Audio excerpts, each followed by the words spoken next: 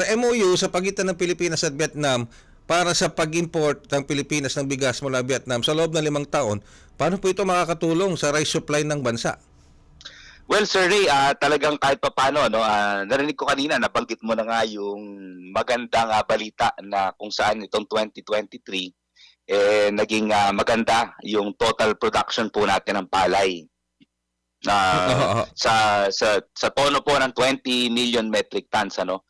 So, sa mga panahon ngayon, Sir Ray, ay ako nagpapasalamat sa ating mahal na Pangulo at saka kay Secretary Kiko Laurel, ano, na kung saan ay sinikap pa rin nilang itulak itong nabanggit na nilang pinag-uusapan sa bansang Vietnam, itong MOU na ito.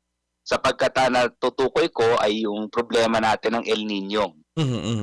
Hindi tayo nagagarantiyahan sa taong ito, particular sa taong ito, kung ano nga po magiging epekto sa atin. So, sa supply side, maswerte po ang bansang Pilipinas sa inisyatibo ng ating mahal na Pangulong Bongbong Marcos na kung saan nga po yung supply ay stable po tayo.